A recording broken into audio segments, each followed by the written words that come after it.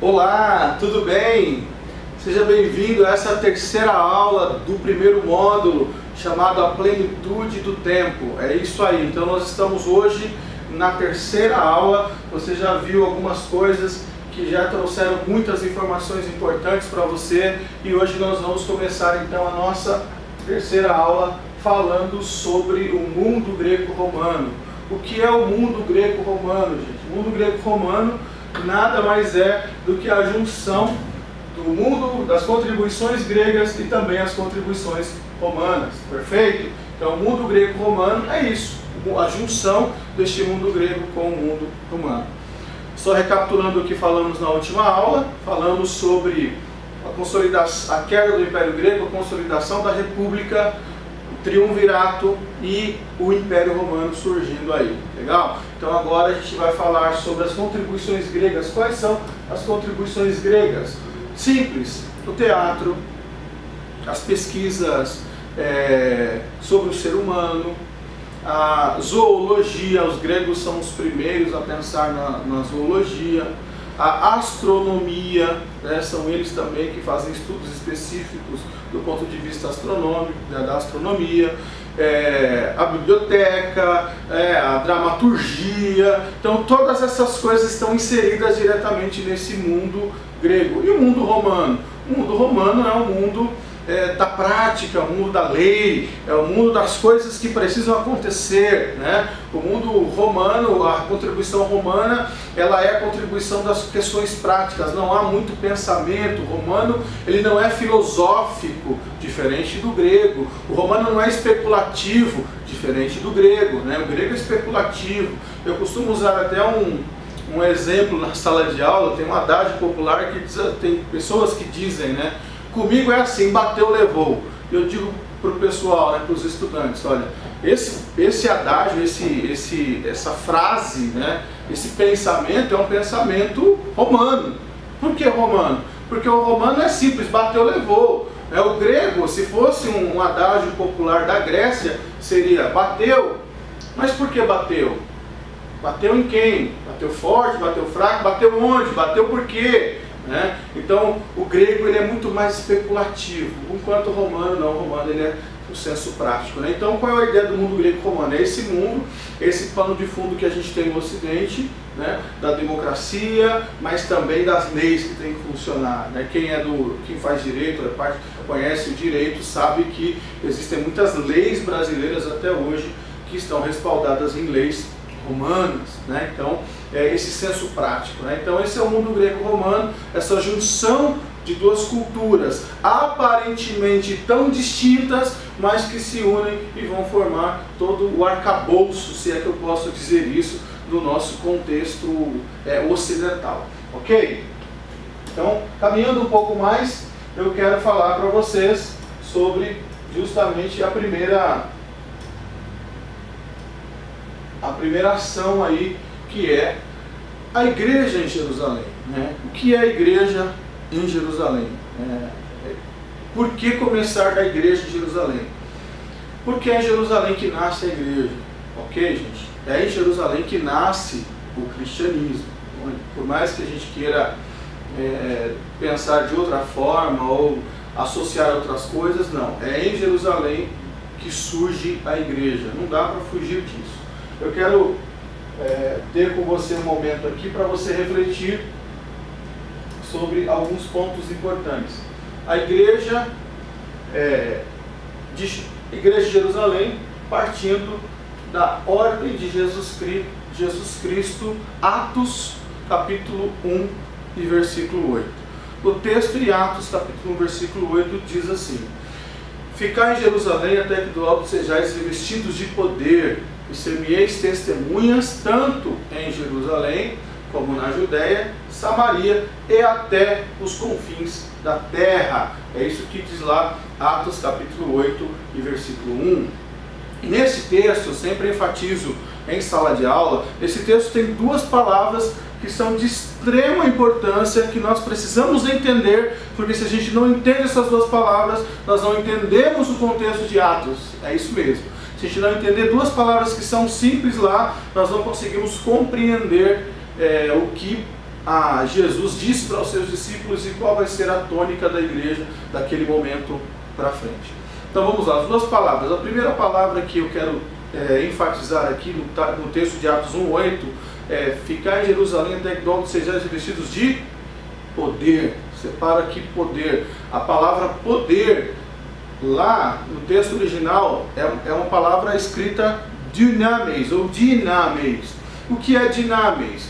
Dinamis é um gerador de energia, é um dínamo, é algo que vai fazer dos discípulos pessoas que vão expandir o Evangelho, vai gerar tanta energia neles que eles vão expandir, eles vão crescer, eles não vão conseguir ficar quietos. Isso é dunamis, isso é dinamis. Então, essa coisa de ir para frente, de avançar, de não ficar parado em um lugar, de prosseguir, né? Então esse é o contexto, o conceito de dinamis, um gerador de energia. Tanto que eu vou citar um exemplo aqui, quando os discípulos são presos em Jerusalém e as autoridades de Jerusalém dizem: olha, nós já não dissemos para vocês pararem de pregar sobre isso, falar de Jesus, e eles vão dizer o quê? Eles vão dizer o seguinte: antes obedecer a Deus do que obedecer aos homens, né? Então, porque eu entendo que mesmo que eu sofra represália, eu vou permanecer confiando e seguindo aquilo que o meu Salvador me ordenou. Ok? Então isso é desse princípio. E a outra palavra é testemunha. Nós traduzimos como testemunha, mas a palavra no original é martyrei ou martyrei, né? Martyres, né? Que nós traduzimos como, para a letra, mártires. Ok? Então, poder e mártir são duas palavras importantes. Esse poder, de alguma forma, Jesus está dizendo assim: olha, vocês vão ficar em Jerusalém, vocês vão receber um poder. Esse negócio vai ser tão poderoso, né?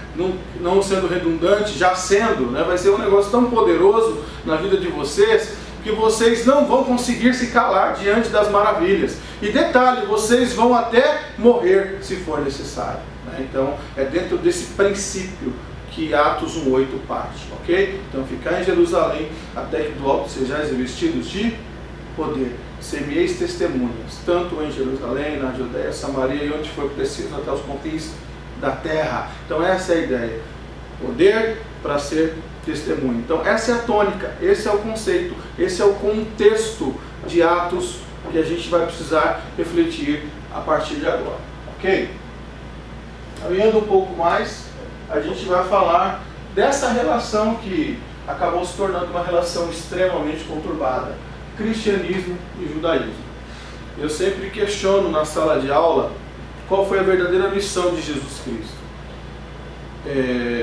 Muitas pessoas elas acabam se perdendo porque elas imaginam que a missão de Jesus foi fundar uma igreja na terra. E se a gente entende que a missão de Jesus foi fundar uma igreja na terra, então alguma coisa não tem conexão com João 3,16. Porque João 3,16 e 17 está registrado o seguinte: porque Deus amou o mundo de tal maneira que deu seu Filho unigênito para todo aquele que nele crê não pereça, mas tenha a vida eterna. Porque o Filho do Homem não veio para julgar o mundo, mas veio ao mundo para que o mundo fosse salvo por ele. Então essa é a tônica de João 3, 16 e 17. Nesse trecho nós conseguimos encontrar a missão do Senhor Jesus Cristo. Se nós confundirmos João 3,16 com Mateus 16, 18 e 19, Mateus 16, 18 e 19 diz: pois tu és Pedro, sobre esta pedra edificarei a minha igreja, e as portas do inferno não prevalecerão contra ela. Eis que te dou as chaves dos céus. Aquilo que ligares no céu terá sido ligado na terra, aquilo que desligares no céu terá sido desligado na terra. Então, a missão de Cristo não é Mateus 16, 18 e 19, e sim João 3, 16 e 17. Perfeito? Então não podemos confundir, porque se a gente confunde o que é missão, nós vamos achar que Jesus veio fundar uma igreja. Jesus não veio fundar uma igreja. A igreja surge a partir de uma necessidade. A igreja surge a partir de uma situação que colabora para que ela surja. Mas o princípio de igreja não é o princípio, vamos dizer assim, de Jesus Cristo que veio fundar uma igreja. Não é isso. Os apóstolos não queriam fundar uma igreja.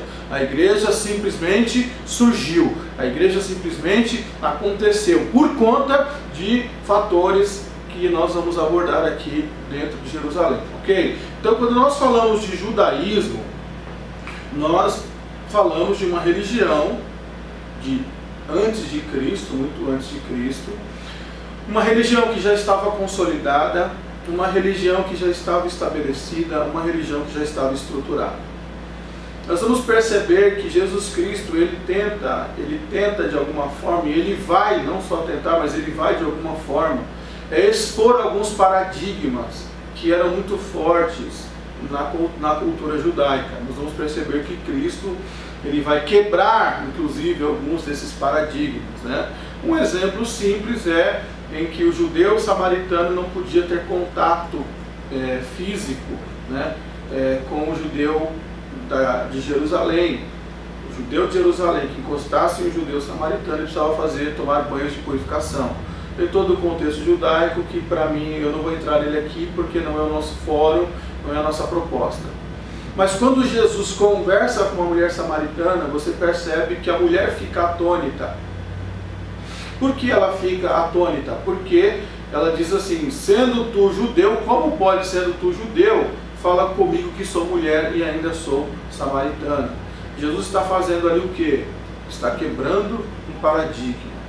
Quando Jesus diz que não há diferença entre pessoas, Jesus está quebrando paradigmas, né? Quando Jesus começa com algumas práticas que até então são incomuns dentro da lei judaica, Jesus está quebrando paradigmas. Então, o cristianismo, ele vai ser de alguma forma uma quebra de paradigma, vai propor, melhor dizendo, uma quebra de paradigmas dentro da religião judaica.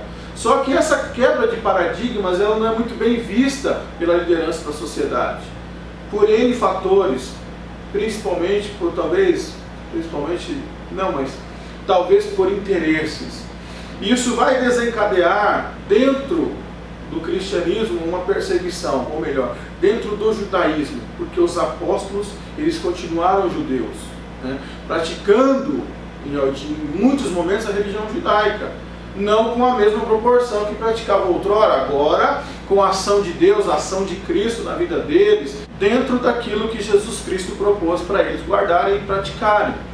Agora, quando você vem com uma nova mensagem dentro da mesma religião, o que acontece com aqueles que são os autores, né, os escribas, aqueles que já estão envolvidos na lei, que conhecem muito bem a lei e praticam a lei de uma forma espetacular?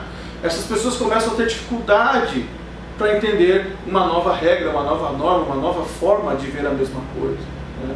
Então a igreja, ela começa a ser perseguida dentro do judaísmo. Então, a igreja de Jerusalém, ela é perseguida pelo judaísmo de Jerusalém. Então ali já começa uma relação até certo ponto conturbada. Nós vamos ver ali Atos 5, Atos capítulo 8, a próprio Atos 2, né, o apedrejamento de Estevão, aquela coisa toda. Então tem uma série de textos que eu não vou ficar citando aqui, nem propondo aqui, porque o nosso fórum não é esse, mas para você entender um pouquinho do contexto, né? Então, a perseguição à igreja, a perseguição aos cristãos, já começa dentro de Jerusalém. Então, a relação já nasce conturbada com os judeus de Jerusalém. Perfeito? Então, é nesse ponto que eu quero conduzir você aqui, que eu quero que você entenda. Ok. Então, essa perseguição interna, né, judaísmo dentro dos apóstolos. Os apóstolos, então, muitos momentos são oprimidos, né, isso é fato, presos, açoitados, dados como morto em alguns momentos, enfim, né, então é um contexto de perseguição já dentro do próprio judaísmo. Por que eu estou enfatizando isso? Porque muitas pessoas pensam que a igreja começou perseguida pelo Império Romano. Não é verdade, né, não é verdade. A igreja já estava sendo perseguida pelo próprio judaísmo, ok? Então essa relação que vai se tornar uma relação bem complexa, né, bem conturbada. A proposta, né, a nova proposta de fé, como eu já adiantei para você, né, o cristianismo propõe rever alguns valores, rever algumas situações dentro da religião judaica, e isso não é muito bem visto pelas lideranças judaicas, né? Isso não é muito bem quisto, fica uma coisa meio, nós não aceitamos assim não é o melhor caminho, esse não é o melhor momento, enfim, isso gera uma perseguição, nova proposta de fé, né? Então, essa proposta nova não é muito agradável para os praticantes do judaísmo até então. Muitos conflitos, isso aqui a gente vai ver, como eu já falei para vocês, muitos conflitos acontecendo direto, né, em vários momentos, vários textos, nós podemos pensar nisso, né? Os escribas perseguiram, os saduceus, os sumos sacerdotes, os príncipes do templo, né? Nós vamos perceber vários textos em Atos dos Apóstolos falando sobre essa perseguição que já era grande, já estava acontecendo, perfeito? Então mais um clique aqui e a gente vai para o rompimento com o sistema que era justamente o que propunha a nova fé em algumas situações, né? Romper com bases antigas, romper com questões que não estavam sendo para edificação, para construção, né? Então Jesus vem propor algumas alterações, igualar os seres humanos, o que importa é o ser humano, igualar o ser humano diante de Deus, aquela coisa toda, e Jesus vem propondo, né, que não é muito bem visto.